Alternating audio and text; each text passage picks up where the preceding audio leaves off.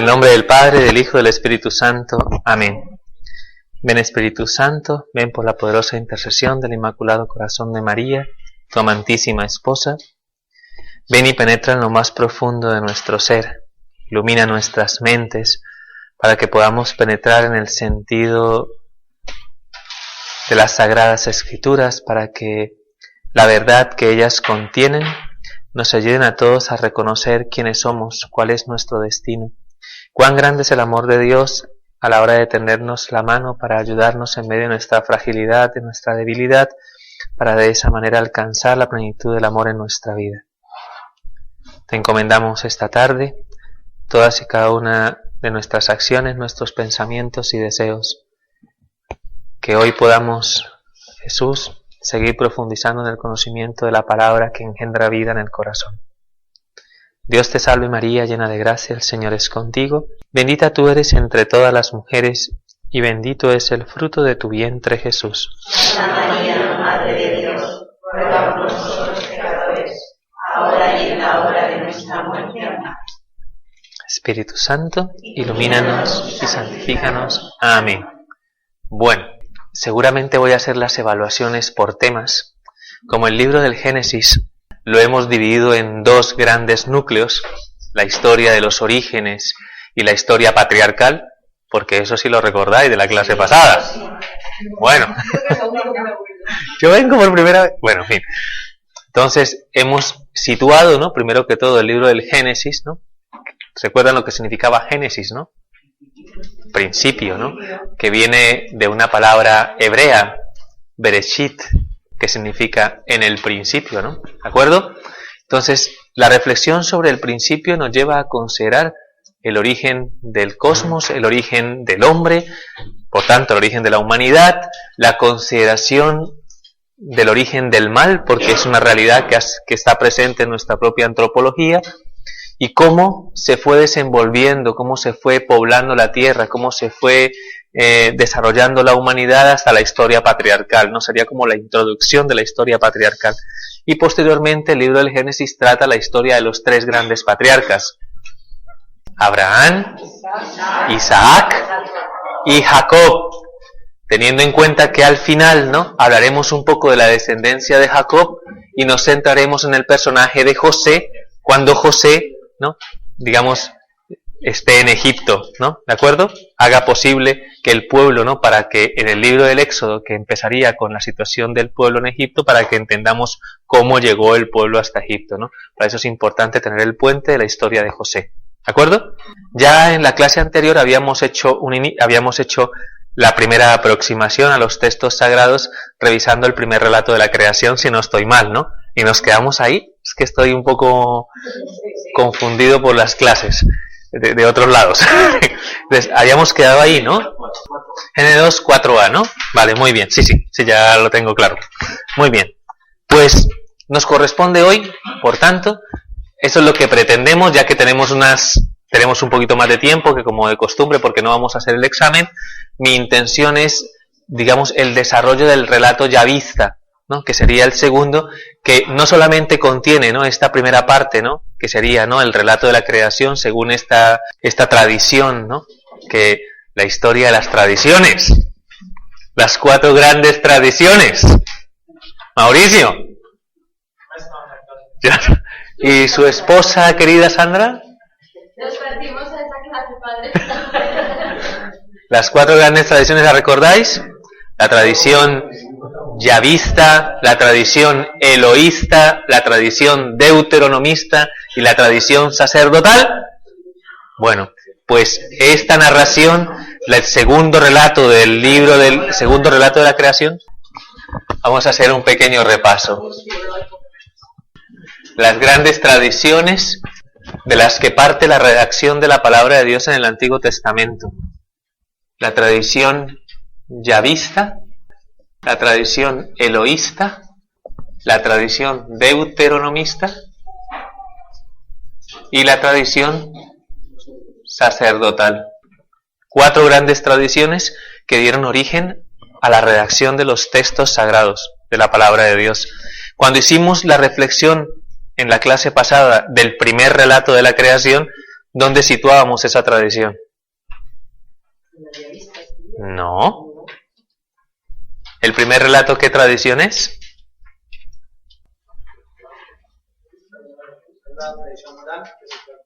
No, sí, o sea, estamos hablando de las tradiciones que luego hicieron posible la redacción de los libros sagrados. Esto lo vimos en una de las clases de introducción a la Sagrada Escritura. ¿De acuerdo? Entonces, la clase pasada, justo cuando iniciábamos por aquí el primer relato de la creación, ¿qué dice ahí? No me estudian, ¿eh?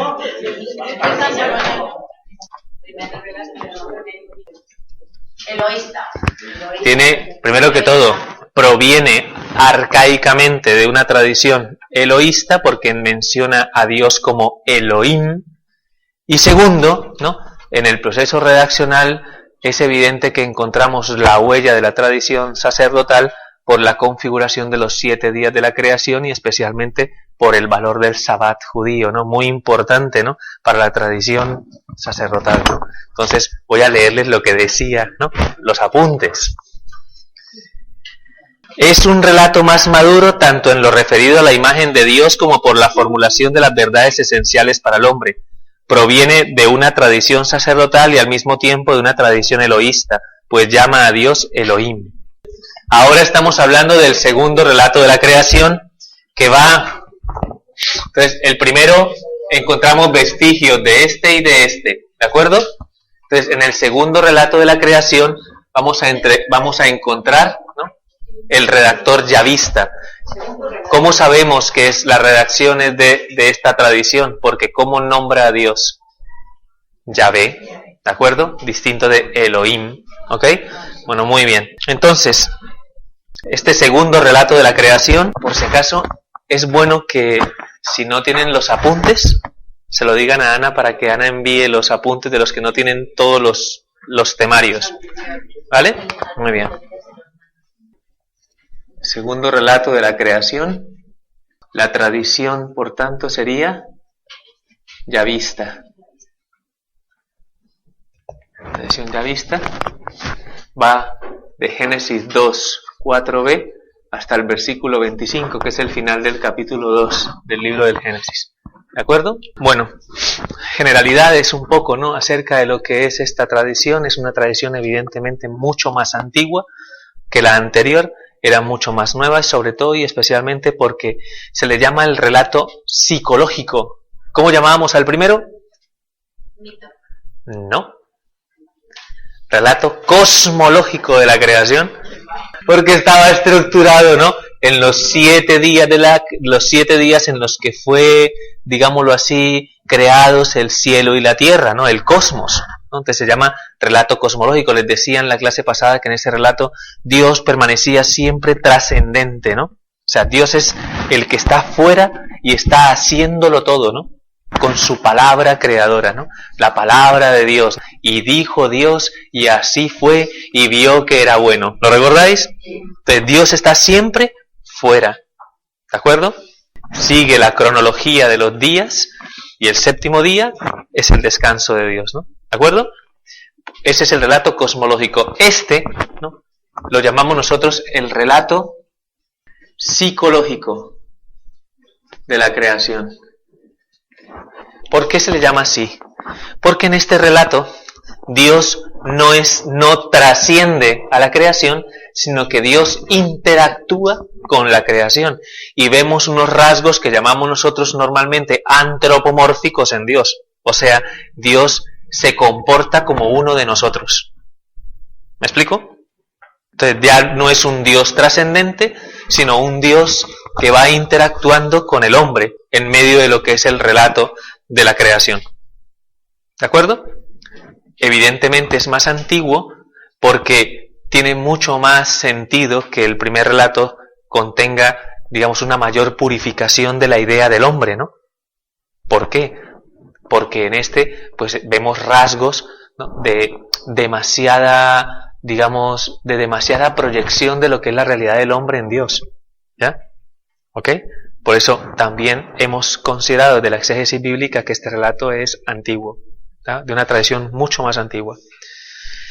Este relato sigue una lógica completamente distinta. En esa reflexión, en esa interacción del hombre con Dios, no interesa un orden, ¿no? Dentro de lo que es el marco de la creación, sino lo que es fundamental aquí es la relación de Dios con el hombre, y especialmente un concepto que es muy importante, que ya vemos aquí, que es el concepto de alianza, ¿ya? O sea, como una especie de convenio, ¿no? De trato, ¿no?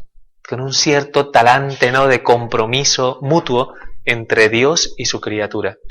¿Ok? Muy bien. Entonces, ¿cómo empezamos aquí? ¿Cómo terminaba el relato de la creación? Del primer relato de la creación, ¿terminaba con qué? Bueno, antes del descanso de Dios, ¿qué fue lo último que creó Dios?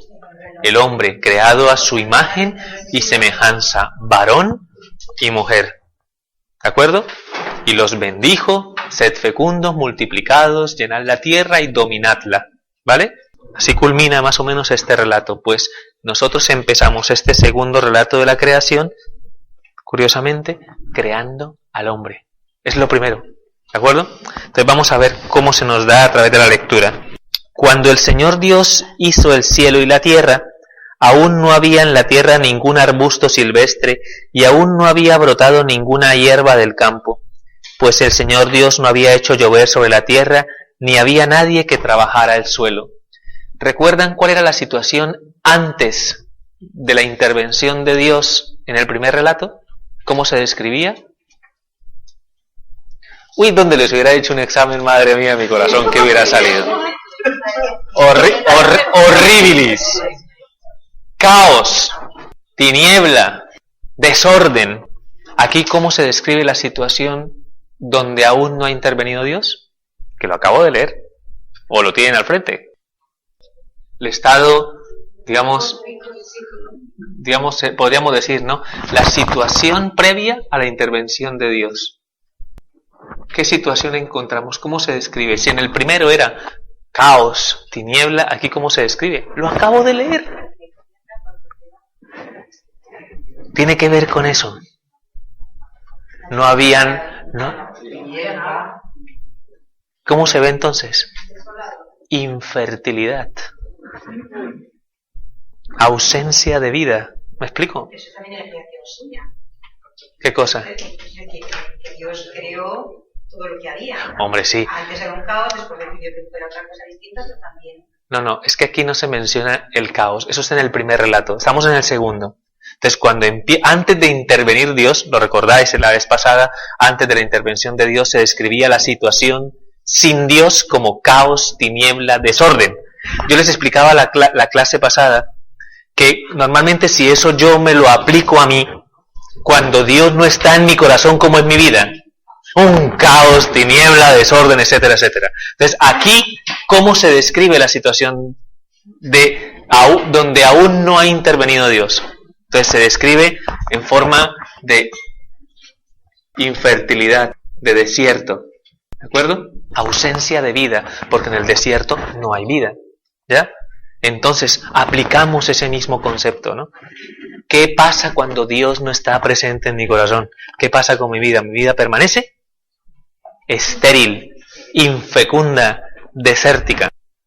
O sea, entonces ya le damos, ¿no? Un conjunto, ¿no? A lo que nos enseñaría hoy tanto los dos relatos de la creación, si los unimos, ¿qué le pasa al hombre cuando Dios no está presente en su corazón? ¿Vale? Esterilidad. ¿Vale? Pero, así como en el primer relato de la creación decíamos que en medio de todo eso, el Espíritu de Dios, el Ruach de Dios se cernía sobre las aguas, aquí aparece, pero un manantial brotaba de la tierra y regaba la superficie del suelo. Que en medio de toda esta circunstancia, ¿qué surge? Un manantial. ¿Qué era cuál era el principio de la vida, no? En el primer relato. No, sí, el agua, pero en el principio cuando va a venir la intervención de Dios. Muy bien, había un océano primordial, pero ¿cuál es el principio de la intervención de Dios? El Espíritu de Dios que aletea por encima de las aguas del océano primordial. ¿Lo recordáis? Aquí se nos presenta en forma de manantial. ¿Tiene alguna alusión a lo primero, a lo que hemos dicho primero, del primer relato? Alguien podría de manera suspicaz decirme cómo relaciono yo el manantial, ¿no?, con el Ruach de Dios. En algún momento puede ser que nuestro Señor Jesucristo haya aludido al Espíritu Santo como un río. A mí me suena eso bastante, ¿eh? ¿Ya? Así como en el primer relato es el Espíritu de Dios, el hálito de Dios, el que se cierne sobre el océano primordial para mostrar que Dios va a intervenir en medio de ese caos, aquí el manantial, ¿no?, que también es un signo de ¿quién? Por tanto, del Espíritu de Dios, del Ruach de Dios, viene a solucionar este problema. Entonces, ese manantial es un signo, ¿no?, de la presencia del Ruach, del hálito de Dios, del Espíritu de Dios. ¿De acuerdo? Muy bien. Entonces el Señor Dios dice en el versículo 7, esto es muy importante, formó al hombre del polvo de la tierra e insufló en sus narices el aliento de vida, y el hombre se convirtió en un ser vivo. Entonces, la intervención de Dios lo lleva a crear, en primer lugar, al hombre. ¿De acuerdo? Entonces, el hombre es su obra. Y cuando crea al hombre, lo crea con dos principios. El polvo de la tierra y, además, el aliento divino. El Ruach de Dios. ¿Vale? De hecho, en el hebreo, cuando utiliza aquí hombre, en el hebreo utiliza el nombre de Adam, que significa hecho del barro de la tierra. ¿De acuerdo? Que es lo que significa la palabra Adán. El polvo de la tierra, ¿qué principio, ¿no?, define en la antropología, en nuestra constitución? Nosotros somos seres materiales. Tenemos un cuerpo, ¿vale?, que hace parte de nuestra... Pero junto con el cuerpo,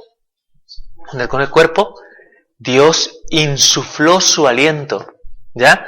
El aliento es algo muy importante, ¿no? Porque el aliento definía en la antigüedad que si una persona tenía o no tenía vida. ¿Cómo sabían si una persona había muerto en la antigüedad? Le colocaban un espejo aquí. Si el espejo se empañaba, significaba, ¿no?, que aún tenía aliento. Por tanto, aún... Pero si no salía nada... Entonces, el hálito simboliza la vida. Dios le comunica su vida al hombre. Le da a participar de su ser. ¿A través de qué? Del hálito, del Espíritu de Dios, ¿no? Que le da... Eso es lo que da lugar al alma. Que le da forma, ¿no?, a nuestra dimensión espiritual, ¿ya? Somos seres también espirituales. Tenemos un alma. Pero esa relación entre el cuerpo y el alma no se da por separado, como dos cosas que están, sino que se dan en el mismo acto creador de Dios. ¿Qué quiere decir? Conforman lo que llamamos nosotros una unidad substancial. Somos cuerpo y alma, en una unidad. ¿De acuerdo? De tal forma que yo entiendo, a través de lo que es la consideración de nuestra antropología cristiana, que en el momento en el que somos engendrados, en ese momento Dios, ¿cómo lo llamaríamos? Insufla, ¿no?, la vida para conformar nuestro ser vivo. O sea, ¿cuándo llega el alma a nosotros, a nuestra existencia? En el momento en el que se origina la vida. ¿Y en qué momento se origina la vida? En el primer momento de nuestra concepción, cuando las dos células reproductivas de 23 cromosomas conforman la primera célula humana de 46 cromosomas de identidad genética distinta de la madre, con lo cual es un ser vivo distinto de la madre y autónomo. Y a partir de ese momento se va a desarrollar sin que le venga algo de fuera. y que le configure más ser o más existencia o más esencia. ¿De acuerdo? ¿Vale?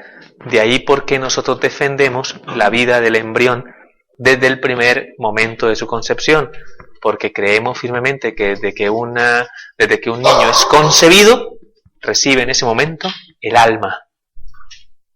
¿De acuerdo?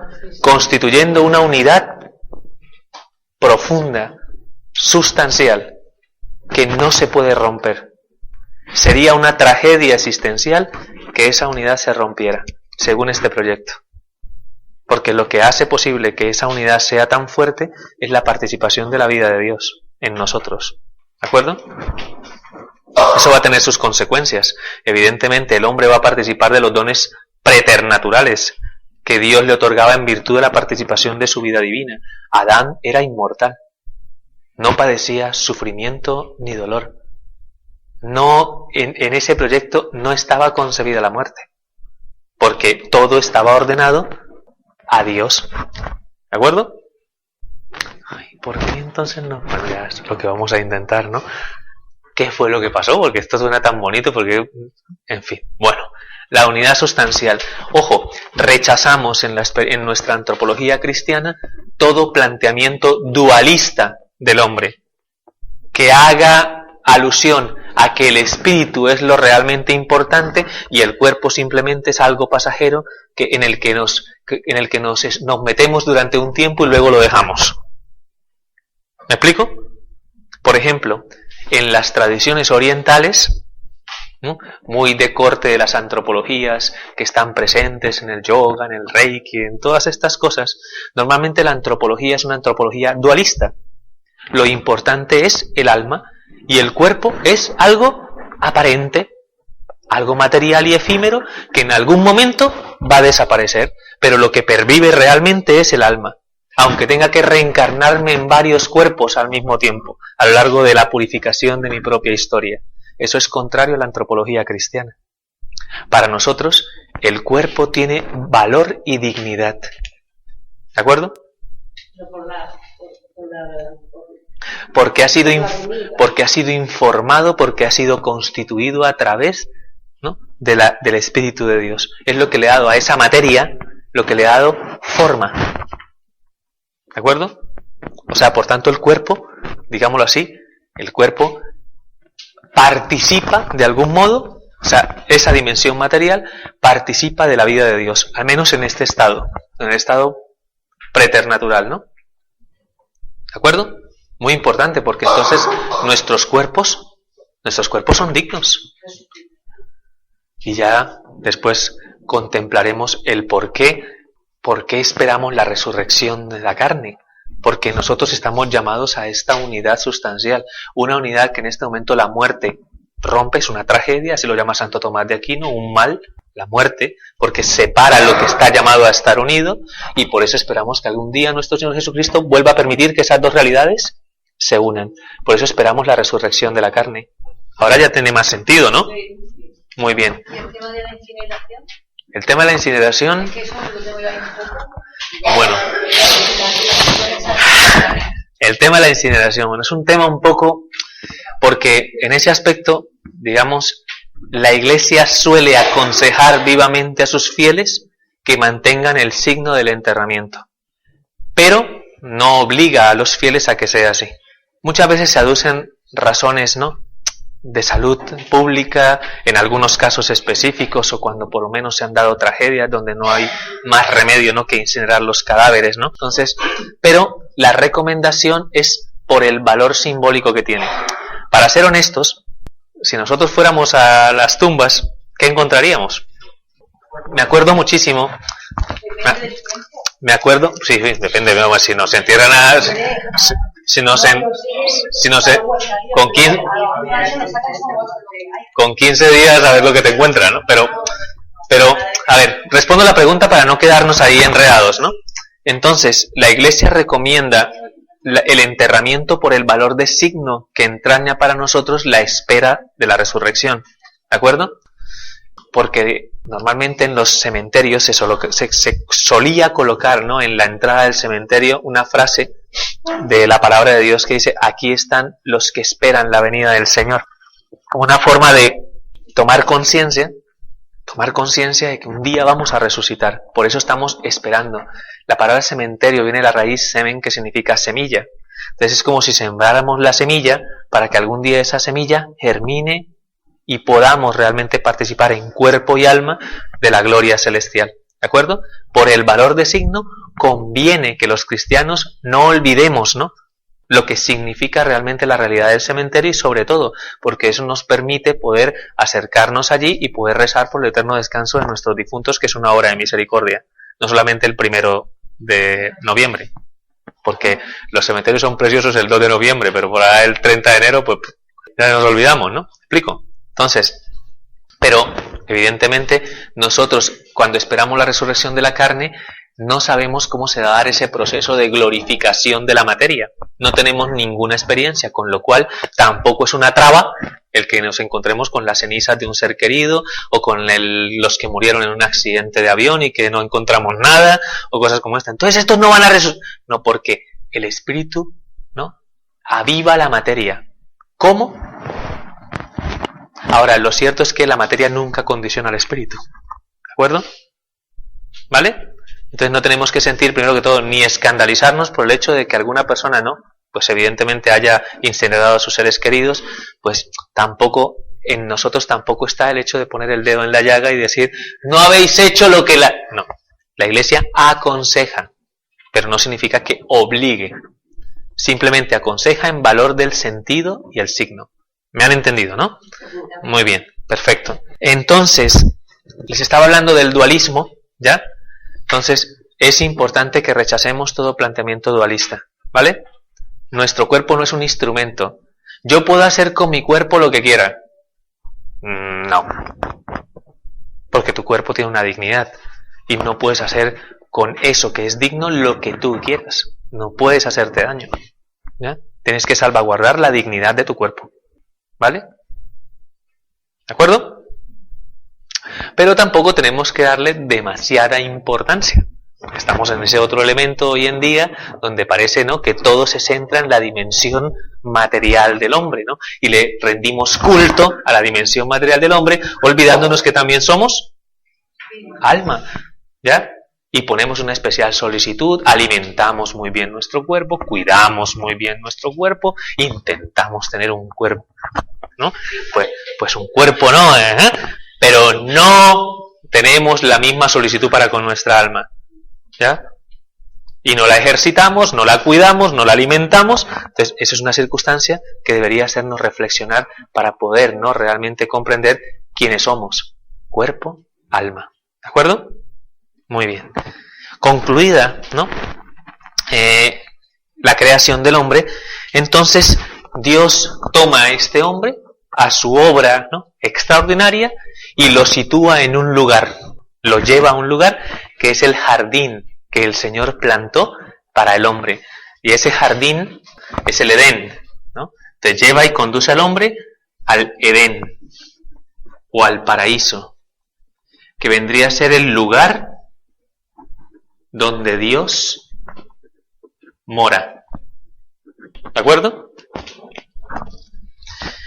El Señor Dios plantó un jardín en el Edén al oriente y puso allí al hombre que había formado. ¿De acuerdo? Lo que dice, ¿no?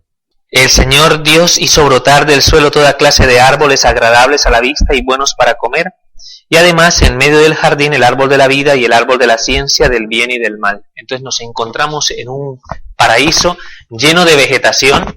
Entonces aquí aparece como descrito para situar al hombre en un lugar, ¿no?, en el cual poder relacionarme con él. Entonces le voy a crear un espacio. Entonces empiezo a habituar ese espacio, ¿no? Entonces se crea la vegetación, ¿no? No vamos a hacer aquí curso de dibujo, pero es un bosque, ¿vale? Y en medio de ese bosque, porque todos estos árboles, evidentemente todos tenían su fruto. En medio de ese jardín, en medio de esa maravilla, hay dos árboles en el centro. Dos árboles que son el árbol de la vida y el árbol del conocimiento del bien y del mal. Tiene una simbología tremenda, porque tanto la vida como el conocimiento moral, o sea, lo que define lo que está bien y lo que está mal, son cosas que normalmente nosotros asociamos a la sabiduría eterna de Dios. La vida, en su inicio y en su término, depende intrínsecamente de Dios. El conocimiento del bien y del mal, la definición de lo que es bueno o malo para nosotros, es algo que compete enteramente a la sabiduría eterna de Dios. Si dejamos que seamos nosotros los que definimos lo que está bien y lo que está mal, sí, la conciencia se va marcando. Pero nuestra conciencia está muchas veces omnibulada y no siempre acertamos a la hora de reconocer qué es bueno para nosotros. De hecho, todos tenemos conciencia de eso. Por eso el hombre no puede definir lo que está bien y lo que está... Es que para mí eso es bueno. Yo no sé para ti. Yo, bueno, eso se llama subjetivismo moral. Estás tú definiendo lo que está bien y lo que está mal y te estás equivocando. Tiene que haber algo que lo defina, y especialmente que lo defina en razón de una sabiduría que debe ser siempre superior a la tuya, porque tú eres criatura, no creador. La pretensión de ser dueño del origen o del destino de la vida y del conocimiento del bien y del mal es una pretensión de ser como Dios. Por eso somos dioses cuando pretendemos tomar decisiones acerca de la vida del hombre. ¿De acuerdo? O cuando pretendemos definir, ¿no?, en el marco de nuestro mundo, qué es justo, honesto y verdadero. ¿Depende de mí o depende de quien ha hecho realmente mi naturaleza?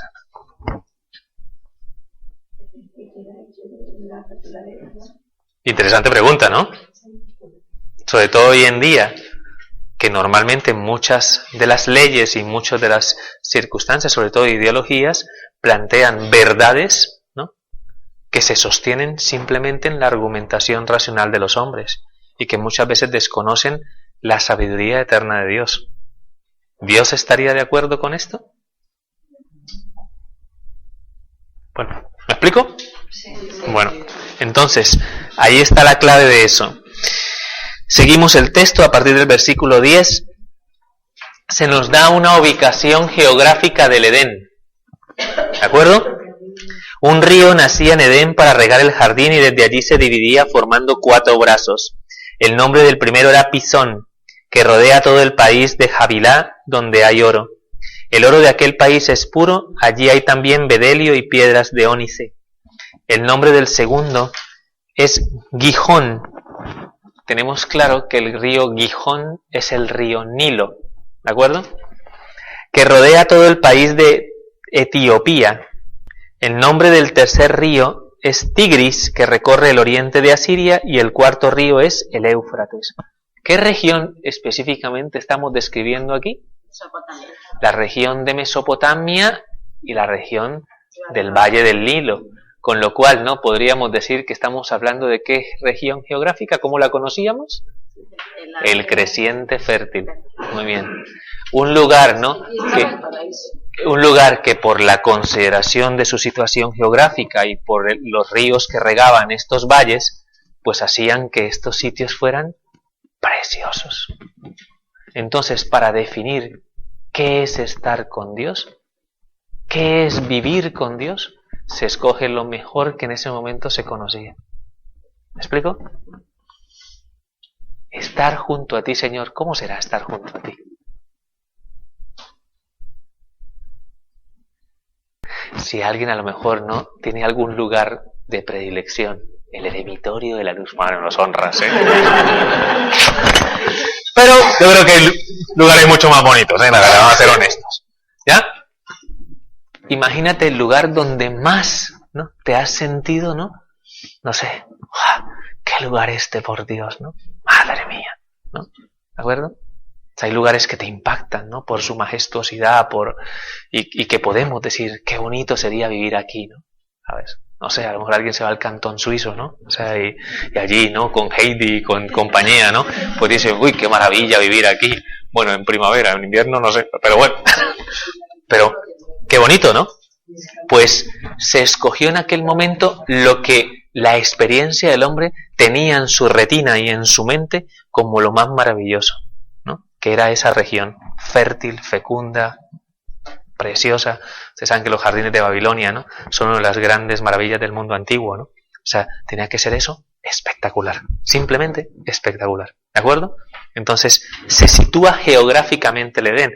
Por eso sabemos que es, digamos, todavía, ¿no?, falta mucha purificación de la idea de Dios, ¿no? Porque Dios todavía está demasiado aquí. ¿Me explico? Ya en el primer relato ya Dios es trascendente, pero aquí está como en nuestro propio escenario. ¿De acuerdo? Muy bien. El Señor Dios tomó al hombre y lo colocó en el jardín del Edén para que lo trabajara y lo guardara. Volvemos a estipular algo que está en el primer relato de la creación. ¿Qué significa que el hombre debe trabajar y guardar el jardín del Edén? Que el trabajo había empezado con la penitencia. No, el trabajo hace parte del dominio, ¿no?, que Dios establece para que el hombre ejerza su misión dentro de la obra creada, ¿no? O sea, por eso el trabajo se puede santificar, ¿claro? Porque Dios le dijo al hombre: dominad la tierra. Dominarla significa administrarla, servirse de los recursos de la tierra para la realización de sus fines, ¿no? ¿De acuerdo? Esa administración tiene que ser una administración, como lo decíamos en la clase pasada, responsable, respetuosa de la obra creada, nunca puede ser tiránica, nunca aprovecharse de los recursos, porque evidentemente no, pues, pero eso es lo que hacemos. Por eso el libro del Génesis en sus dos relatos nos plantea los principios de una verdadera preocupación ecológica. ¿Ya? ¿Cuál es el principio fundamental por el cual debemos cuidar la creación? Que es obra de Dios y que Dios me la dejó a mí para que yo la administrara sabiamente. Y le impuso al hombre un mandamiento. Aquí es donde entra el concepto importantísimo, cuando el hombre ya está aquí situado en medio del Edén, en medio del paraíso. Está el Adán, el hombre hecho de la tierra, ¿no?, y le dice y establece con él una alianza. ¿Vale?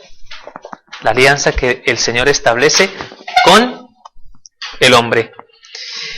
De todos los árboles del jardín podrás comer, pero del árbol del conocimiento del bien y del mal no comerás, porque el día que comas de ese árbol morirás.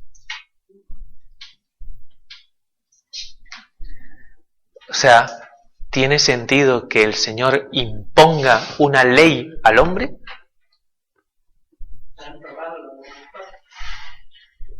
Ya hemos intentado comprender el significado de ese árbol del conocimiento del bien y del mal.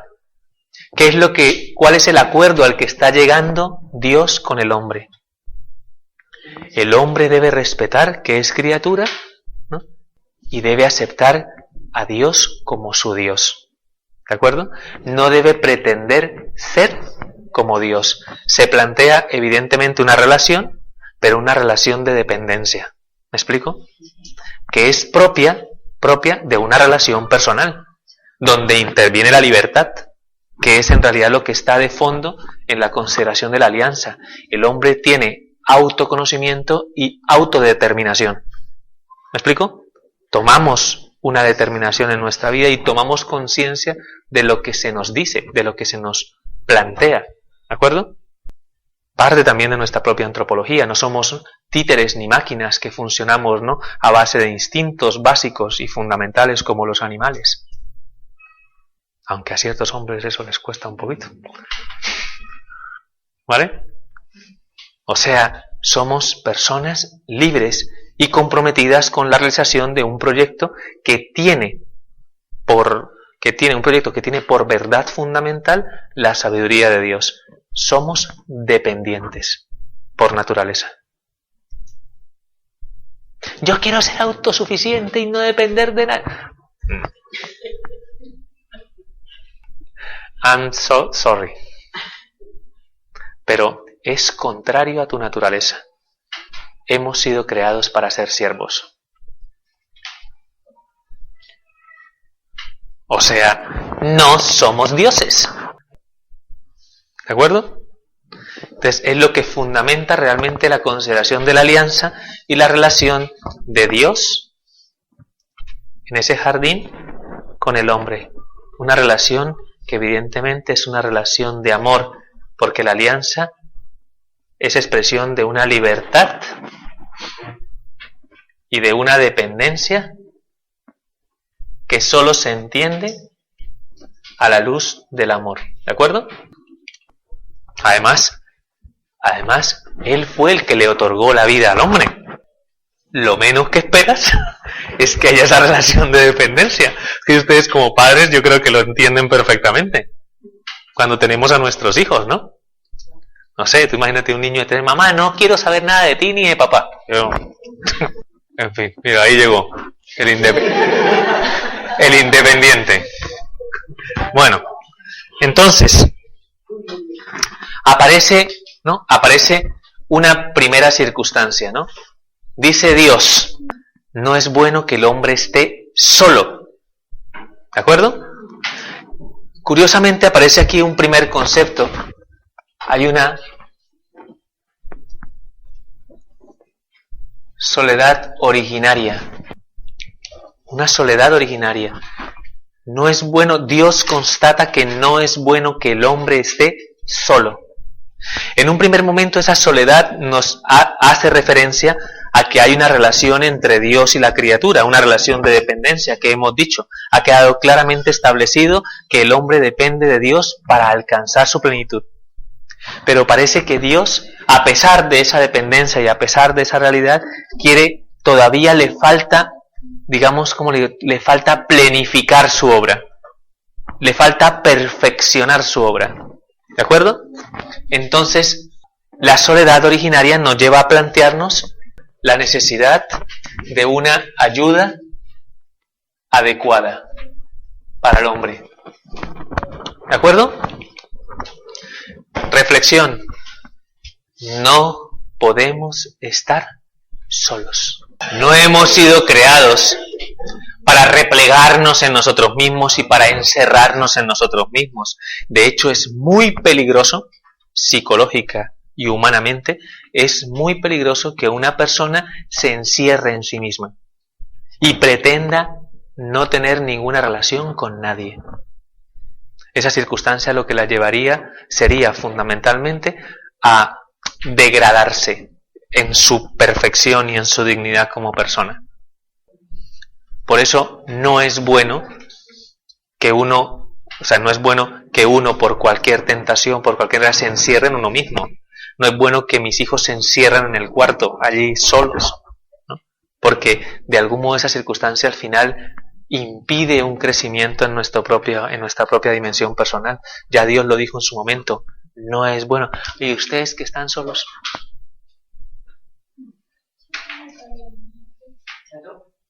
¿Ah? Bueno, a ver qué explicación le da a usted a Tasis. Bueno, porque nosotros intentamos comprender que en el desarrollo de nuestra vocación sobrenatural, que es algo que está por encima de la dimensión natural, nuestra relación de amor se desarrolla, digamos, enteramente en Dios. Por tanto, no estamos solos, estamos con Dios, ¿ya? Y se sostiene esa realidad por una gracia de Dios, no por nosotros, evidentemente. ¿De acuerdo? Pero también es esponsal nuestra vida. O sea, hacemos alianza, ¿de acuerdo? Pero en virtud de una gracia sobrenatural, que no depende de una decisión, o sea, como si fuera una deliberación del religioso, del consagrado, del sacerdote, sino depende de un llamado, ¿de acuerdo? ¿Vale? Y es un signo escatológico, ¿qué quiere decir, no? Que todos algún día llegaremos a vivir como vive un monje, como vive un fraile, una monja de clausura. Solo Dios basta, ¿vale? Es un signo escatológico en el mundo. Cumple una función la vida religiosa y el sacerdocio, tremenda, ¿no? Pero realiza esa esponsalidad. De hecho, el religioso, sacerdote, que no desarrolla esta relación con Dios, se frustra, se amarga y termina siendo cara de puño, para que me entiendan, ¿no? Un antitestimonio, ¿de acuerdo? Y se da. Desafortunadamente se da. Entonces es importante comprender, ¿no? Realmente la naturaleza de lo que buscaba Dios, que era desarrollar en nosotros una esponsalidad de manera natural. ¿De acuerdo? Entonces, ayuda adecuada. ¿Qué le doy al hombre para que el hombre no se encuentre a sí mismo? Para que el hombre... ¿Saben qué le dio Dios primero al hombre? Los animales del campo. ¿De acuerdo? El Señor Dios formó de la tierra a todos los animales del campo y todas las aves del cielo y los llevó ante el hombre para ver cómo los llamaba. De modo que cada ser vivo tuviera el nombre que Él le había impuesto. Y el hombre puso nombre a todos los ganados, a las aves del cielo y a todas las fieras del campo, pero Él no encontró una ayuda adecuada. Entonces Dios, en vista de su soledad, crea a los animales. Hagan un acto de fe, por Dios santo. Crea a los animales. Y dice que Él impone nombre. Él es el que define a los animales. ¿De acuerdo?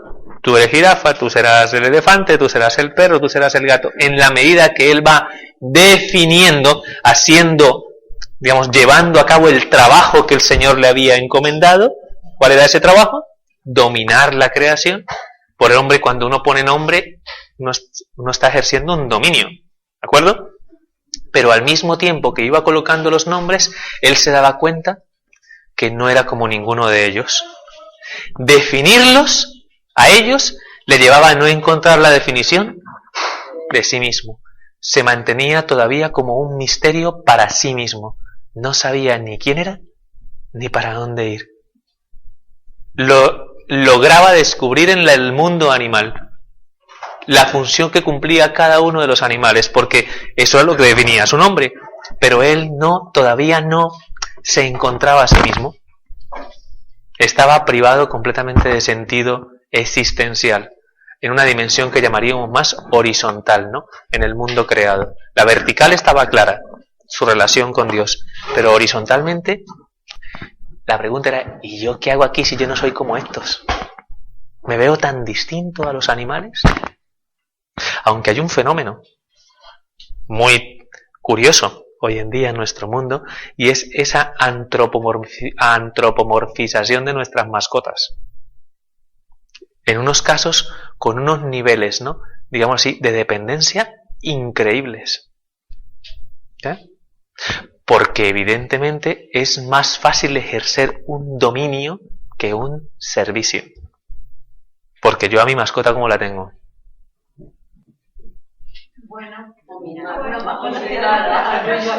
Bueno, pero me entiende lo que quiero decir, ¿no? ¿Ya? Entonces, a veces, precisamente por no asumir la responsabilidad, ¿no?, de establecer, ¿no?, lo que significa la exigencia de las relaciones personales, muchas veces estamos llevando esa circunstancia a una dimensión a veces desordenada. No estoy diciendo que no se puedan tener mascotas y que no se llame como se llame, ¿no? No sé cómo llaman los perritos de por aquí, ¿no? Pero, en fin. ¿Kobe se llama el tuyo?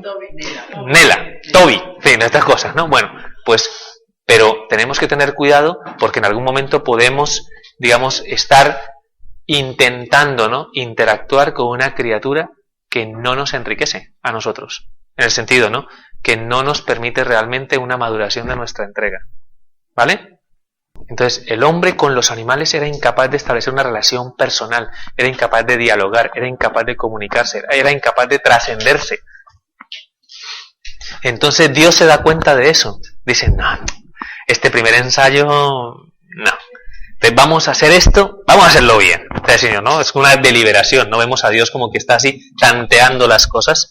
Y dice, entonces Dios infundió un profundo sueño al hombre, a Adán, ¿no? Y este se durmió, ¿ya? Un profundo sueño, un sopor, dicen algunas de las traducciones de la Biblia. Un profundo sueño lleva al hombre cuando no se acuesta, ¿dónde se acuesta? En el suelo, ¿vale? ¿De acuerdo? Es como volver nuevamente a la situación original. Vamos a hacer las cosas conforme a la necesidad de esa respuesta. Ya hemos dicho, ¿no?, que por un lado estaban los animales y los animales no fue esa ayuda adecuada, ¿de acuerdo? Entonces, el sueño y el sopor es una vuelta al principio, es una forma de comenzar, rehacer. ¿De acuerdo?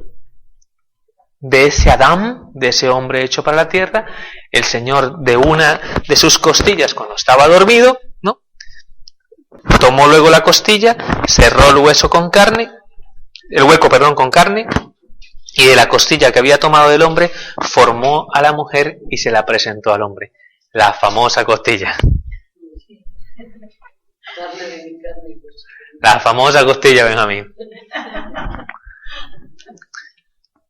Normalmente, ¿no? Cuando nosotros vemos esta realidad desde la fisiología, o sea, comprendemos, ¿no? Que la función que cumplen las costillas, ¿no?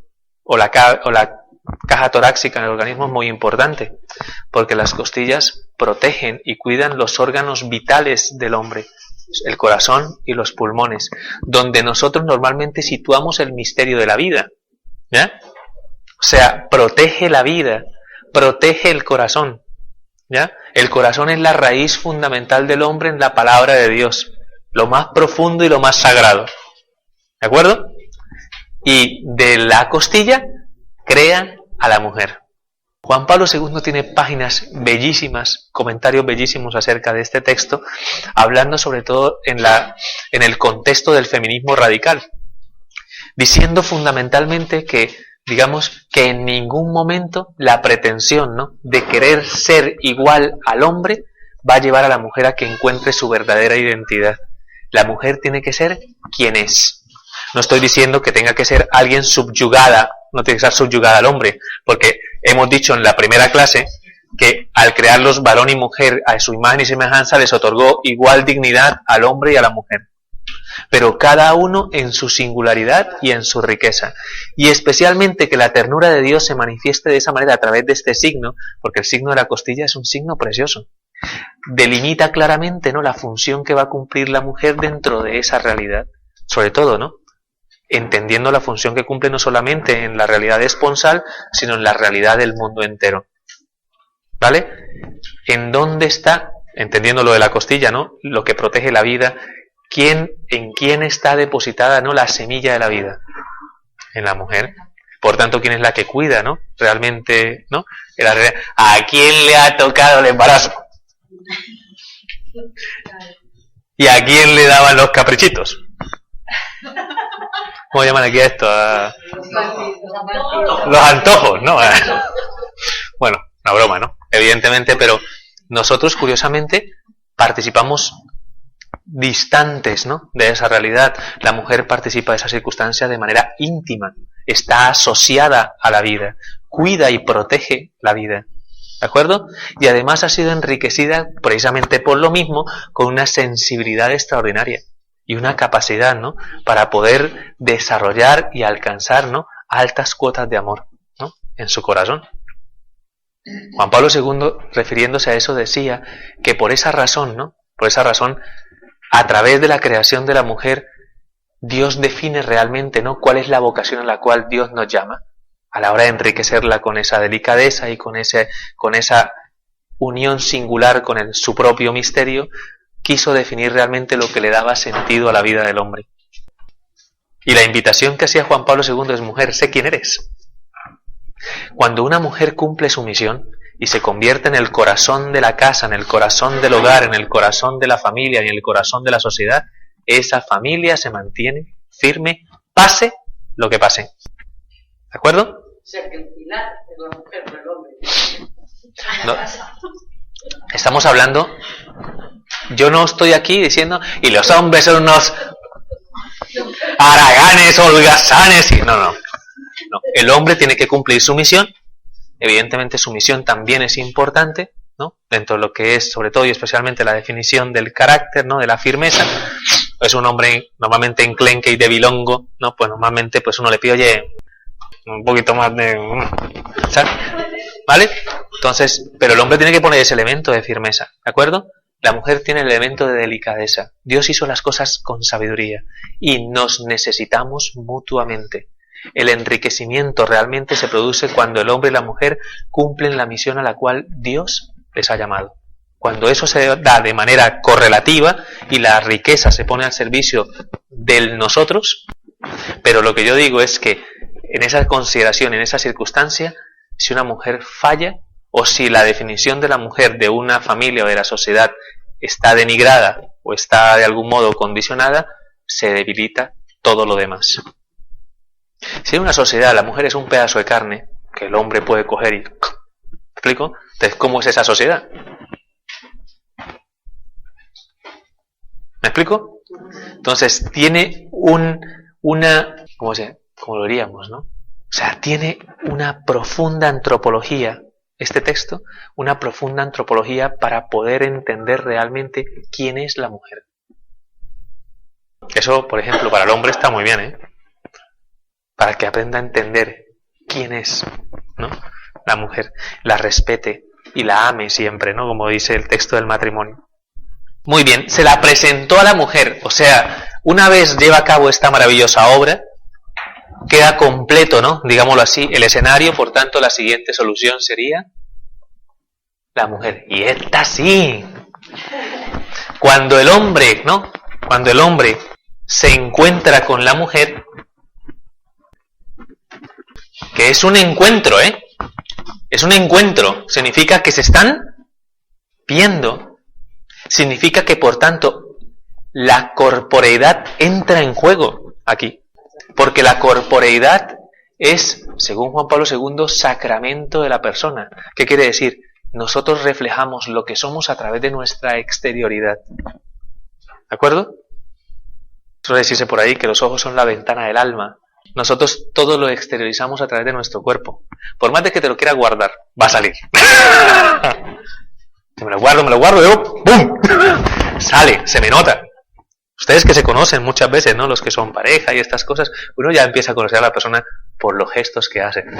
¡Ah! Ya está enojado, ¿no? Porque uno se da cuenta, ¿a que sí? Mauricio, ¿usted se da cuenta cuando Sandra está enojada?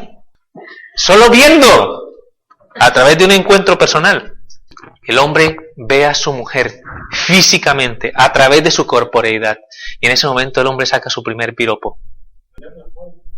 Esta es carne de mi carne y su hueso de mis huesos, ¿no? ¿De acuerdo? Es un piropo en la consideración de que realmente por fin él encuentra sentido. Encuentra un sentido para lo que es él. ¿Para qué está en este mundo? Esta sí. Los animales no me decían nada, pero esta sí realmente no responde a lo que busco, porque el hombre se veía a sí mismo y decía, bueno, ¿yo para qué y esto para qué? Perdón que lo diga así, un poco en plan, ¿no? Pero cuando ve a la mujer y la tiene frente a frente, el hombre ya entiende realmente para qué ha sido creado. Ha sido creado para entrar en comunión con ella y a través del lenguaje de la corporeidad. Por tanto, la sexualidad hace parte del proyecto de Dios, porque hemos venido a este mundo como personas sexuadas. Eso lo vimos en la vez pasada cuando en el varón y mujer. ¿Lo recordáis? Muy bien. Se llamará mujer, porque del varón ha sido hecha. Curiosamente aquí dejamos el término Adam, que sería un término mucho más genérico para referirse al hombre, y a partir de ese momento serán Ish e Isha, varón y varona, que sería la traducción más perfecta de ese texto de la Escritura. ¿De acuerdo? Porque del varón ha sido tomada. Cambia la nomenclatura. ¿Me explico? De esa manera entendemos que hemos pasado de la consideración la consideración genérica a la modalización personal sexuada. Varón y mujer. No sé si me han entendido lo que acabo de decir. Pues bueno, muy bien. Pues eso, ¿vale? Y dice, ¿no? Por eso dejará el hombre a su padre y a su madre, se unirá a su mujer y los dos serán una sola carne. ¿Qué quiere decir? Que ambos, quitamos este elemento, el vertical, están llamados a establecer una comunión. Eso es lo que llamamos nosotros la unidad originaria. El hombre y la mujer están llamados a entrar en comunión para realizarse en esta vida. El hombre, hasta que no se le revela el amor, hasta que no se encuentra con el amor, permanece privado de sentido. O sea, su vida solo se resuelve amando. Por eso no es bueno estar solos y por eso es importante asumir nuestra tarea y nuestra responsabilidad de amarnos unos a otros. ¿De acuerdo? Evidentemente la excelencia de ese amor, podríamos decir que se encuentra en el amor conyugal o esponsal, pero hay muchísimas otras relaciones humanas, ¿no? ¿De acuerdo? Fraternal, amistad, etcétera, etcétera. Pero lo vemos reflejado en lo más pleno, ¿no? Que sería la dimensión esponsal, la relación entre el hombre y la mujer llamados a ser una sola carne. ¿Qué significa una sola carne? Una unidad. O sea, un nosotros. No cabe un yo sin un tú en ese proyecto. Por eso nos alejamos del egoísmo y nos alejamos del individualismo. Entendemos que la realización del hombre depende intrínsecamente, por tanto, de esa vocación del hombre a la comunión. Esponsalidad, don esponsal, no nos podemos librar de él. Si queremos vivir solos así, como en plan, no quiero saber de nadie, no me enriquecería. Y permanecería mi vida privada completamente de sentido. Las personas que viven para sí mismas terminan sufriendo, siempre. Entonces, es importante la dimensión de la esponsalidad y de la entrega.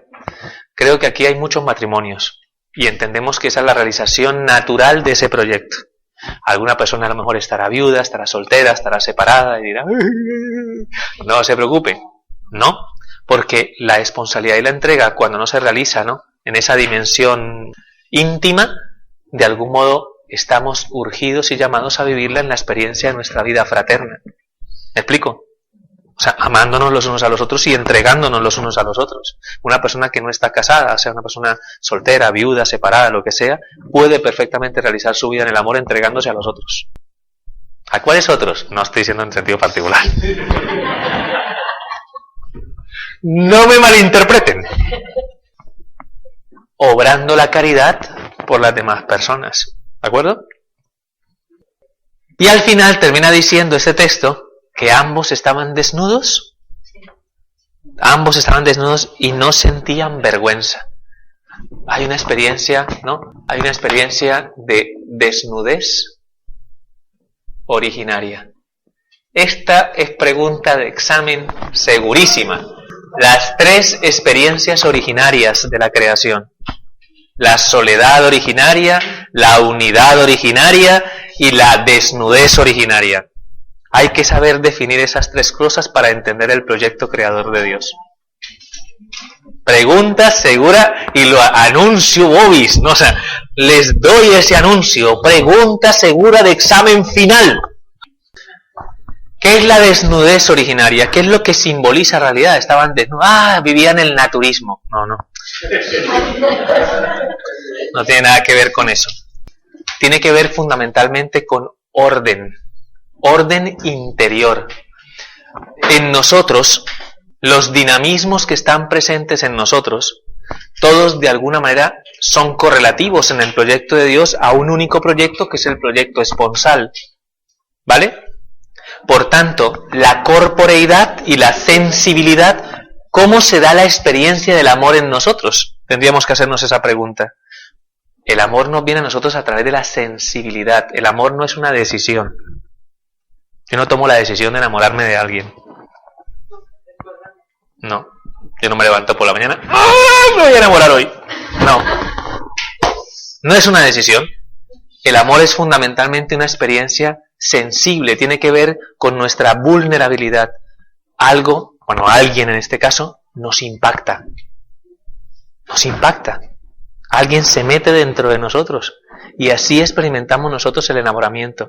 El enamoramiento inmediatamente genera atracción y deseo. ¿Ya? No existen noviazgos píos, santos y angelicales. ¿Vale? Porque dentro de la dimensión de la realidad y de la búsqueda de la comunión, inmediatamente entra en juego la atracción y el deseo. Y el ansia de unión y de comunión. Puede pasar con cualquiera 7 veces al día. No puede ser. A ver. Si tú te quedas muy enamoradita y ves, me enamoré. Y de ese también, eso no es Bueno, lógico. eso es porque, es natural que cuando somos más críos, más adolescentes, ¿no? Normalmente nos vamos enamorando, ¿no? Cada 8 días, más o menos, ¿no? Tampoco cada día, ¿no? Evidentemente, pero sí, cada 8 días a lo mejor sí, ¿vale? Pero es porque todavía no hemos madurado toda la experiencia, ¿no? Ya en la medida que la vamos madurando, ya entendemos que el amor no es solo atracción y deseo, ¿no? Va mucho más allá. Pero lo que quiero decir es que en un primer momento, evidentemente esa circunstancia pone, ¿no?, en nosotros el trabajo de los sentidos, el trabajo de lo sensible, el trabajo, ¿no?, del tomar ahora sí en ese momento decisiones para llegar y conquistar a la otra persona, ¿no? ¿Vale? Entonces, todo eso en la estructura del proyecto de la creación de Dios, todo eso estaba perfecto, ordenado. Por eso, el que se vieran físicamente desnudos les seguía reiterando ese proceso ordenado que estaba al servicio de ¿qué? De la comunión. Ellos no contemplaban otra cosa más que la realización de ese proyecto. Por tanto, el deseo y el placer estaban ordenados a la comunión plena. ¿De acuerdo? Entonces su desnudez no se convierte para ellos en un problema. No se están instrumentalizando. No se están objetivando. Su mirada es una mirada pura y esa mirada de pureza les lleva a considerar que la consideración de ¿qué podrían ver? Su genitalidad. Vamos a ser abiertos, ¿no? Aquí. Claro, su genitalidad estaba al servicio de la comunión plena de su ser personal. Cuerpo y alma en comunión. Ay, ¿cómo hubiera sido eso? Porque eso no es como lo experimentamos nosotros. Pues sí, el amor platónico. No, bueno, el amor platónico, pero el amor platónico es idealista. Pero si estamos, por ejemplo, ¿no?, por ahí, ¿no?, Dios nos trajo al mundo, pues evidentemente nosotros no vamos a tener una mirada pura, ¿no?, y no vamos a pensar, ¿no?, en la comunión de entrada. ¿Ya? Y verás la cara de viejo verde, ¿no? En fin, ¿no? Que es la concupiscencia. Ya hablaremos cómo surge la concupiscencia, pero por lo pronto vemos el estado preternatural. Aquí termina el relato de la creación, de este segundo relato, ¿no?, dejando claro, ¿no?, cómo es el proyecto, ¿no?, de Dios. ¿Vale? Bueno, terminado esto, me gusta hacer un gráfico, ¿no?, en el que más o menos hago un resumen concreto de lo que sería el proyecto originario de Dios en Génesis, en el primer relato y en el segundo relato de la creación. ¿Hasta aquí hay alguna pregunta? Porque ya terminamos el segundo relato. Precioso, y además muy bien explicado. ¿Eh? En algún momento me imagino que también explicará cómo se compatibiliza esto con la teoría de la evolución. Ah, muy bien. Sí, he dicho, para todas las preguntas de índole científico, he dicho que cuando terminara de hacer la reflexión sobre el acto creador, entraríamos a hacer un pequeños excursus sobre las teorías del origen del universo y la teoría de la evolución del hombre, que son dos cosas que tenemos que hablar, porque evidentemente son inquietudes que existen en nuestro escenario y a las cuales tendríamos que estar capacitados para dar una respuesta. El Papa Pío II en su momento ha dicho, ¿no?, en una de sus cartas, que la palabra de Dios estaba abierta al conocimiento de la ciencia, que no había ningún problema, que no teníamos miedo a establecer un vehículo de comunicación entre la ciencia y la fe, sabiendo, ¿no?, que evidentemente cada uno tiene su metodología y cada uno tiene su finalidad. ¿De acuerdo? Entonces ya tocaré ese tema seguro. Bueno, vamos a hacer el resumen. ¿De acuerdo? El resumen empiezo haciendo con una trampa. No sé, es una trampa que tengo que hacer, evidentemente, para poder comprender el alcance pleno de lo que da. Porque hemos dicho que iremos siempre haciendo una lectura cristiana de estos textos. ¿De acuerdo? Entonces, la trampa que hago es acerca del misterio de Dios. A nosotros se nos ha enseñado, ¿no?, en catequesis, ¿no? Y ya si algún día, no sé, no... Y así no veo a Isabela, pero cuando Isabela haga la primera comunión, que terminemos nuestras clases de Biblia, porque al paso que vamos... No, después avanzaremos más rápido, os daréis cuenta. Esto es importante porque este es el proyecto de Dios, ¿no? Y el proyecto de Dios se condensa en solo 2 capítulos de la Biblia, pues. Ya después iremos más rápido. No se preocupen que avanzaremos. Entonces, por revelación, por nuestro Señor Jesucristo, sabemos que el misterio de Dios lo definimos siempre como un Dios uno y trino. ¿Vale? Ese Dios uno y trino nos plantea la existencia de un Padre que evidentemente tiene una relación con el Hijo, que también es llamado el Verbo. ¿De acuerdo? Y que esa relación entre el Padre y el Hijo es una relación de amor y de donación esponsal perfecta en el misterio de la Santísima Trinidad. Por tanto, ese amor entre el Padre y el Hijo es la persona don de la Trinidad, que es el Espíritu Santo. Espíritu Santo, llamado también don del amor de Dios. Algún día hablaremos del misterio de la Santísima Trinidad. Ahora no es el momento. De cómo surgen las personas divinas y estas cosas ya lo hablaremos cuando hablemos de la revelación plena de ese misterio en Jesucristo.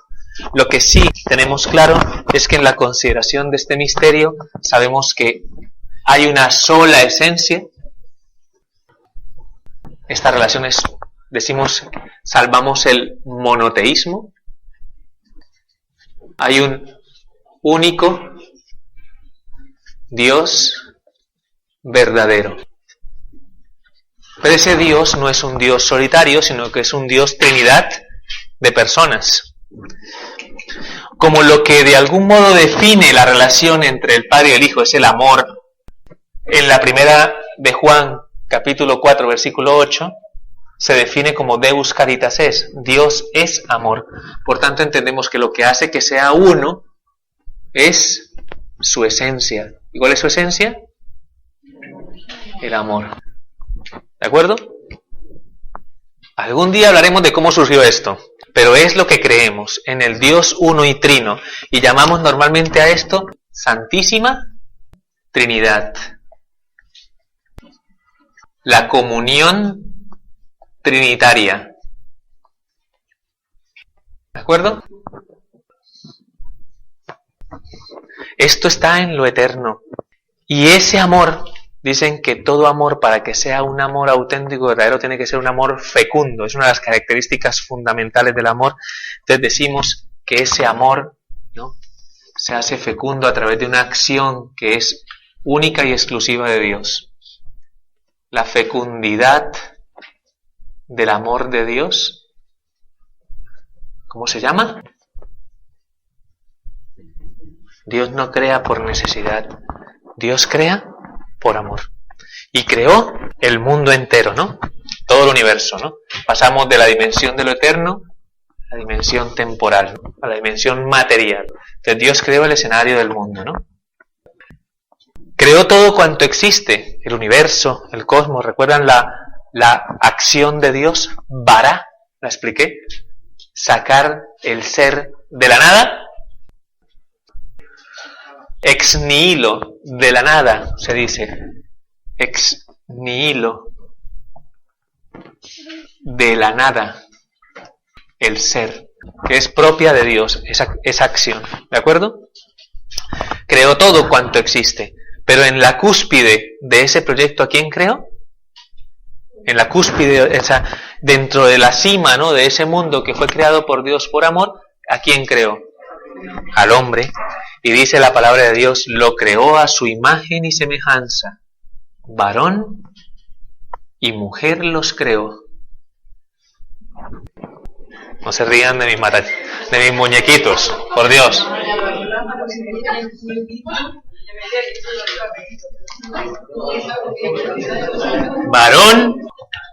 Varón y mujer los creó, ¿vale? ¿De acuerdo? La modalización de la persona, a su imagen y semejanza, una de las definiciones más impresionantes, porque la imagen y semejanza nos permite hacer una preciosa analogía entre Dios y el misterio del hombre. Tanto el hombre como Dios están llamados a ser comunión, y en eso radica su imagen. Hemos dicho que la imagen es una reproducción de... Si Dios es comunión de personas, ¿a qué estamos llamados nosotros si somos su imagen? Estamos llamados a entrar en comunión. De ahí que nosotros digamos que esta es la comunión interpersonal. ¿Imagen de cuál comunión? De la Trinitaria. En esto radica la imagen de Dios. ¿Vale? Además de considerarla de manera individual y pensar que somos imagen de Dios porque somos seres libres, inteligentes, ¿sabes? Tenemos que considerar que también somos imagen, y especialmente somos imagen porque también nosotros somos comunión. ¿Me entienden eso? Eso fue de los grandes descubrimientos de Juan Pablo II. Esto es recién salido del horno, de la teología moral. ¿De acuerdo? Entonces, ¿qué dice que derramó Dios para concederle vida al hombre? ¿Qué insufló? Su ruach. Lo insufló, lo derramó. Y ese espíritu, ¿no?, se convierte en el ceñidor de la unidad. Por tanto, no podríamos entender, ¿no?, sino a través de la presencia de ese espíritu, el que el hombre también desarrolle un proyecto de amor, que es a lo que está llamado también. ¿De acuerdo? Y ese amor es lo que define la semejanza de Dios, porque participamos de su propia vida. Su amor es el que permite que nosotros podamos establecer una sola carne, imagen y semejanza. ¿De acuerdo? Una comunión interpersonal que se da a través, ¿no?, del cuerpo y el alma de cada uno de ellos, ¿no? Completa, perfecta, abarca todas las dimensiones de la persona. Y le dijo, y bendijo Dios al hombre y a la mujer, les dijo: creced, multiplicados, sed fecundos y llenad la tierra. Entonces quiso Dios que también ese amor fuera fecundo.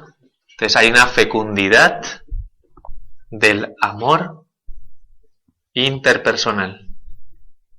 ¿Cómo llamamos a eso? Colaboramos para que se manifieste ese proyecto de Dios en el mundo. Dios de algún modo cuenta con nosotros para que se manifieste su fecundidad también. Somos procreadores. ¿De acuerdo? Y pues la procreación pues significa pues evidentemente traer hijos a este mundo, ¿no? Eso hace posible que se extienda la realización de ese proyecto de amor, porque claro, ese espíritu, ¿cómo se transmite a cada una de estas almas? A través de los padres, a través primero que todo de un acto de amor por el que vienen los hijos a este mundo, porque los hijos son concebidos en un acto de entrega de los padres, ¿vale? Y al mismo tiempo, en el marco de esa relación, es como esos nuevas personitas van a aprender lo que realmente es importante en la vida. ¿Qué es lo que fundamentalmente un padre debe enseñar a sus hijos? Amar.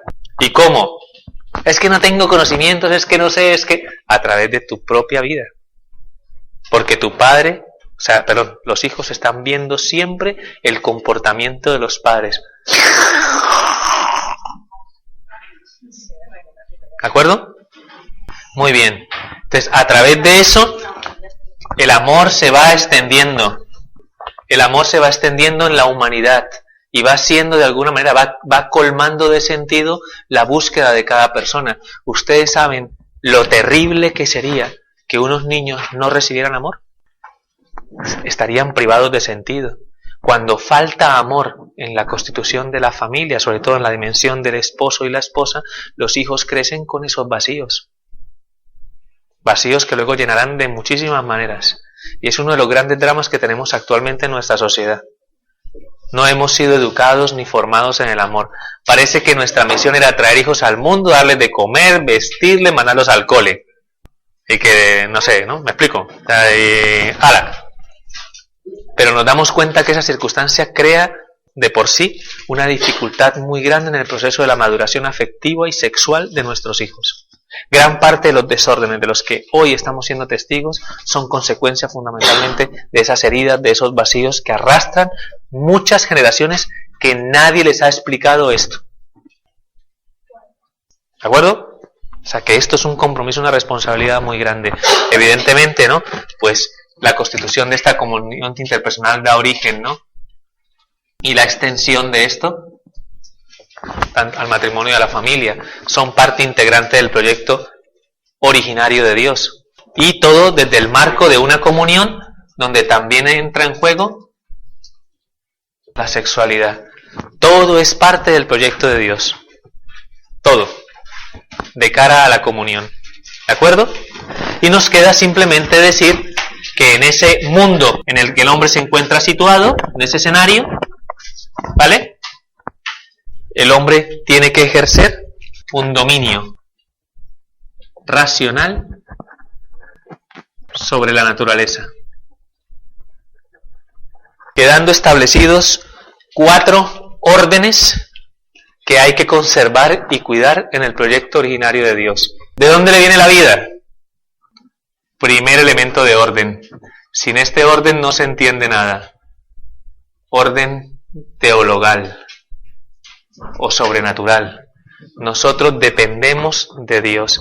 A través de Dios nos viene la vida y a través de esa vida realizamos nuestro proyecto de amor. Solo podemos vivirlo en el Espíritu Santo. Yo no sé si ustedes recuerdan, los que se han casado, que junto con la celebración del matrimonio o lo que es el rito del matrimonio, viene algo que se llama la bendición nupcial. ¿Os acordáis? No. No, la bendición nupcial. ¿Nadie se acuerda? No. La bendición nupcial es una bendición que hace el sacerdote justo después del Padre Nuestro en la celebración de la misa. ¿Sí? Y antes de la paz. Está fuera del rito. Y lo que esa bendición nupcial, lo que pide el sacerdote es que los esposos reciban el Espíritu Santo para que puedan amarse como una sola carne. Porque el que hace realmente que esa unión sea tan fuerte es el Espíritu. La vida de Dios es lo que hace que sean uno, como es uno el misterio de Dios, del Dios Trinidad de personas. ¿De acuerdo? Esto es imagen de esto. ¿Podemos llegar al conocimiento de Dios? Sí. ¿A través de qué? De su imagen. Otro orden sería el horizontal, ¿no? Orden que llamaríamos esponsal. ¿Vale? ¿Me explico? Entre el varón y la mujer. ¿De acuerdo? Luego, interiormente en ellos hay un orden perfecto, hay un orden personal, tanto en uno como en otro, o interno dentro del corazón. Y además hay un orden natural. ¿Con respecto a qué? Con respecto a la creación. Todo perfecto. ¿Cómo llamamos a esto, a la definición de esta comunión interpersonal? Unidad originaria. A este orden personal e interior lo llamamos desnudez originaria. Y a esta dimensión, ¿no?, teologal, es lo que definía en su momento la soledad originaria. O sea, lo que pasaba al principio cuando el hombre estaba en relación con Dios. ¿De acuerdo? Las 3 experiencias originarias que son las preguntas del examen. Si yo, en virtud del gráfico, le dijera, por favor, ¿qué significado tienen las 3 experiencias originarias de los relatos de la creación en el libro del Génesis? Rápidamente, ¿qué podríamos decir? La unidad originaria se refiere a...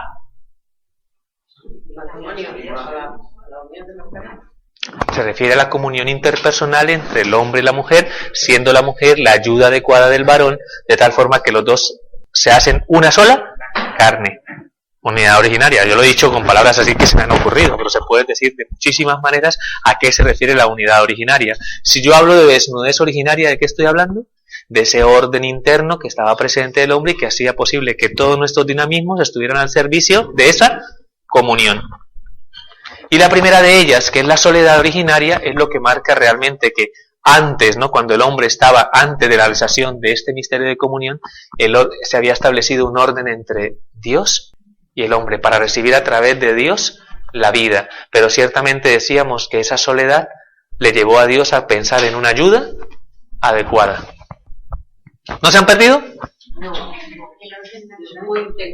El orden natural simplemente lo que establece es el mandato de Dios al hombre de dominar la tierra y ejercer sobre la tierra un dominio racional. Esto tiene una repercusión tremenda. Toda la creación entera depende del hombre para glorificar a Dios. Toda la creación entera.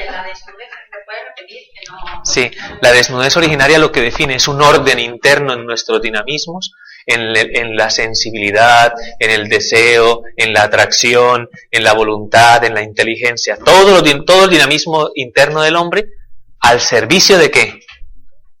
De la comunión, al servicio del proyecto de Dios. ¿De acuerdo? ¿Queda claro? Los ángeles también fueron creados, pero no fueron creados espíritus puros, con lo cual no tienen cuerpo. No. En la clase pasada, cuando hacíamos alusión, ¿no?, a la división entre la luz y las tinieblas del día primero de la creación, hacíamos referencia a la creación de los ángeles. En ese relato, ¿alguien lo recuerda? ¿Qué decíamos acerca de eso? Yo ponía el ejemplo, decía, ¿no?, en aquel momento, que cuando se separa la luz y las tinieblas en el primer día de la creación, la mayoría de exégetas nos aproximamos a la lectura de ese texto como un texto en el que se describe la creación de los ángeles. Primero que todo porque el día y la noche, o sea, la oscuridad y las tinieblas que definen la distancia cosmológica del día y la noche, ¿no?, como lo experimentamos en nuestra naturaleza, queda definido en el día cuarto con la creación del sol y la luna. Entonces no se refería a eso. Entonces, profundizando en el conocimiento de la palabra y teniendo en cuenta que la creación no decía nada al respecto de los ángeles, los exégetas llegaron a la conclusión de que en algún momento los ángeles, criaturas revestidas de luz, habían sido creadas en algún determinado momento para alabar y glorificar a Dios. Entonces yo les hacía la reflexión y les decía, claro, los ángeles fueron creados esencialmente superiores ¿a quiénes? A los hombres, porque son formas, espíritus puros, no tienen cuerpo. Son más perfectos que nosotros. La palabra de Dios dice, nos hiciste un poco inferior a los ángeles. Somos inferiores. ¿De acuerdo? Muy bien. ¿Creados para qué? Para alabar y glorificar a Dios. Pero son criaturas personales, con lo cual también ellos tenían que establecer una alianza derivada del amor, porque todo amor está puesto a prueba. Eso pasa en las relaciones conyugales, por ejemplo, ¿no? O sea, cuando yo me caso, ese amor está, digámoslo así, condicionado por una prueba de libertad permanente. Esa prueba de libertad permanente define la fidelidad en la relación de pareja. Cuando esa fidelidad se lesiona, transgredes la alianza esponsal de una manera gravísima. ¿De acuerdo? Pero está sometida a prueba, porque es consecuente con la libertad y el amor. Los ángeles también tuvieron esa prueba. Estaban llamados a glorificar a Dios. Tú imagínate que Dios está allí, ¿no?, y que yo lo contemplo, y claro, Dios majestuoso, oh, loado seas, Señor. Bueno, en fin. Entonces, ¿cómo somete? ¿Qué prueba es la que condiciona realmente, ¿no?, la caída de los ángeles, ¿no? Entonces, en algún momento, y yo me aproximo a esa hipótesis, al parecer Dios les mostraría su proyecto. Si Dios les muestra su proyecto a los ángeles, significa que los ángeles tienen que perseguir siempre y en todo momento la esencia divina. ¿Dónde está la esencia de Dios? La esencia de Dios está aquí. ¿Pero dónde más está? ¿Dónde más está presente Dios? Aquí. Para el ángel significaba, ojo, llamado a adorar, a servir y a glorificar a Dios. Significaba que si Dios derramaba su gracia y su vida en el hombre, ¿a quién tenía que servir el ángel? Tenía que servir al hombre. Tenía que bajarse para poder reconocer y glorificar a Dios en nosotros. Si yo estoy revestido de luz, perfecto, como era Luzbel, se llama así, el ángel más bello del cielo, y de repente me piden que yo condescienda y reconozca a Dios en una criatura inferior a mí, esta distancia ontológica a mí me pone a prueba. porque me somete ontológicamente. Si yo veo de lo que yo estoy revestido, porque los ángeles estaban revestidos de luz, pues evidentemente, ¿qué voy a decir yo ante eso?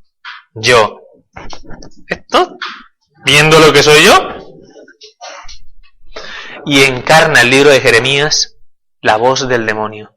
Non servian, no serviré, no me abajaré, no acepto tu proyecto. En el momento en el que el ángel no acepta el proyecto de Dios, contradice su propia naturaleza, porque estaba llamado a afirmar a Dios. Por tanto, si estaba revestido de luz, a partir de ese momento queda revestido de oscuridad y de tinieblas. Y en eso está el origen del mal.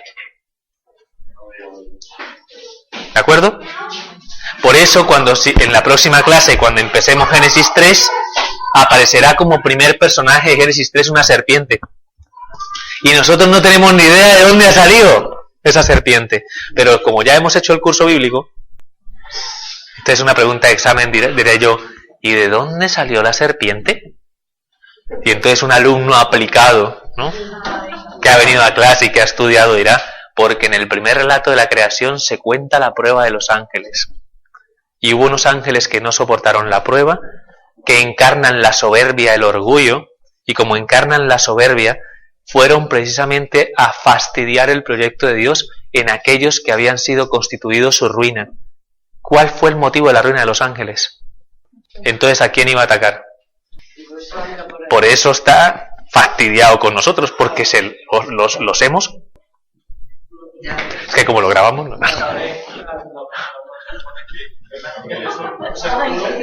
¿Ah? Los ángeles se definen como seres puros, ¿no? Y si es un ser puro, que es un ser 100% obediente a Dios. Es un ser libre, y en su pureza es capaz de reconocer la grandeza de Dios. Pero lo que confiere realmente el pecado a los ángeles no es ninguna concupiscencia ni ninguna inclinación, sino sencillamente un acto de ensimismamiento y de soberbia. Esa misma pregunta me la puedes hacer en la próxima clase cuando nos preguntemos por qué Eva cayó, siendo una mujer inmaculada y preservada de todo pecado y de toda mancha, siendo partícipe de un proyecto tan extraordinario como este. Y ya nos daremos cuenta que la caída de Eva está muy relacionada con la caída del ángel de Luzbel, ¿no?, de Lucifer, de Satanás. Tiene la misma lógica: ensimismamiento, soberbia, orgullo, independencia, ruptura. Tengan mucho cuidado con eso, porque esa es la lógica de la tentación y del pecado. Desconfianza en Dios, mirarse demasiado a uno mismo, ¿saben? Pretender vivir sin ninguna limitación, ¿no? Y al final, ruptura. ¿Vale? Eso ya lo veremos la próxima clase, cuando hablemos de la tentación y la caída del hombre. ¿De acuerdo? ¿Alguna otra pregunta? Esto que ha comentado ahora en este momento está de alguna manera, lo que acaba de decir de Jeremías, inspirado también en la Biblia, O sea, esta teología bíblica se sostiene, 1, en la existencia de los ángeles; 2, en la consideración de esa batalla entre los ángeles que aceptan el proyecto de Dios y los que no aceptan, que está en el libro del Apocalipsis; y en frases que hemos intentado no reconocer, que encarnan de una manera clara y contundente lo que es el pecado, la soberbia y el orgullo, que está en el fundamento del mal. ¿Vale? Claro. Entonces, ¿esto por qué lo hacemos así? ¿Por qué hacemos esta explicación? En 2 clases hemos visto 2 capítulos de la Biblia, que nos quedan otros cientos, ¿no?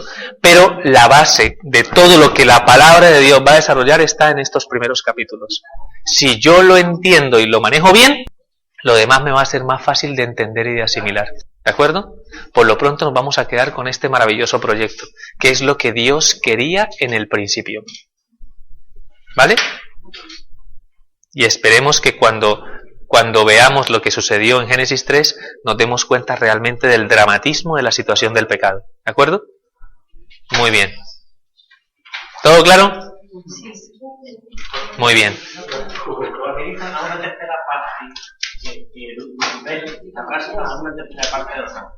Claro, porque hubo quienes siguieron esa rebeldía o esa resistencia. De hecho suelen decir los autores espirituales que hubo una crisis en el cielo. Porque claro, para todos era consecuente en algún momento que ese acto de condescendencia y de abajamiento, digamos, era difícil para cualquier libertad. Además, consideren que la decisión de un ángel es eterna. Un ángel no puede cambiar de opinión. Lo que decide de una vez es para siempre, porque el ángel es eterno. No es como nosotros que estamos en el tiempo y podemos arrepentirnos, podemos cambiar, me explico. El ángel no. La decisión que tomaba era definitiva, para siempre. Por eso el demonio no se puede convertir. No recéis por el demonio, por Dios. Está condenado ya a la oscuridad de las tinieblas. ¿De acuerdo? Entonces, pues, no lo digo porque una señora me dijo, padre, ¿puedo rezar por el demonio? ¿Qué tú me estás diciendo? Sí, una señora me lo dijo en Colombia. Sí. A ver si esto cambia, ¿no? A esa señora, ¿no? No. Sí, en fin, bueno. Entonces,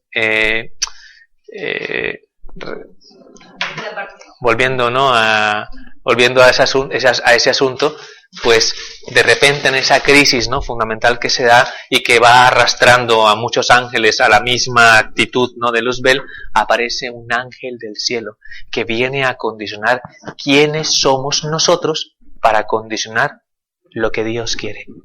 Que en otras palabras podríamos decir, ¿quién como Dios? ¿Cómo se traduce quién como Dios al hebreo? Micael.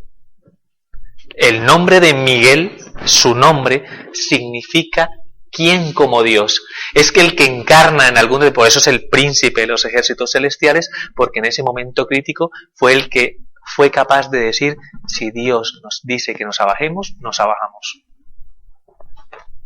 Y le servimos al hombre. De hecho, vemos al hombre Dios, que los ángeles se ponen a su servicio. Vemos a los ángeles puestos al servicio de los hombres en el proyecto de la salvación. ¿O no les ayudan los ángeles a los hombres en la historia del Antiguo Testamento? A Pedro cuando sale de la cárcel, por ejemplo. Están a su servicio. ¿Y de qué depende fundamentalmente esa servidumbre? De aceptar el proyecto de Dios. Por eso hay un ámbito de obediencia, que hace parte fundamental de nuestra fe en Dios. A veces es difícil hacer un acto de obediencia. Hacer un acto de obediencia. Que digo que el ángel de mi guarda es mi padre, pero es una barbaridad, ¿no? Mi padre del cielo. Mi padre que murió. Ah, tu padre. Hombre, los fieles difuntos, ¿no?, estén en el cielo o estén en el purgatorio, son intercesores nuestros ante Dios. ¿Qué significa? Que interceden por nuestras necesidades, están velando por nosotros. Pues podemos decir que si velan por nosotros es como si estuvieran siempre presentes en nuestra vida, pero tenemos un ángel de la guarda que en absoluto va a discutir con tu padre. Déjeme a mí, no, yo. No. Cumple más o menos cada uno según su naturaleza, cumple cada uno su misión, ¿de acuerdo? Pero sí que en ese aspecto podríamos decir que deberíamos ser mucho más sensibles a la existencia de nuestros ángeles custodios, ¿de acuerdo? Eso ya lo explicamos el 2 de octubre, que fue la fiesta de los ángeles custodios, ¿no? Y la función que cumplen, ¿no?, en la experiencia de la vida cristiana, ¿no? Entonces, hay que de algún modo llegar a considerar que los ángeles están prontos a escuchar, ¿no?, nuestras necesidades. Están a nuestro servicio y nos pueden brindar muchísima ayuda. Saben que el Padre Pío contaba siempre con la ayuda de su ángel de la guarda para todo. Gloria al Padre, y al Hijo, y al Espíritu Santo, como era en el principio, ahora y siempre, por los siglos de los siglos. Amén.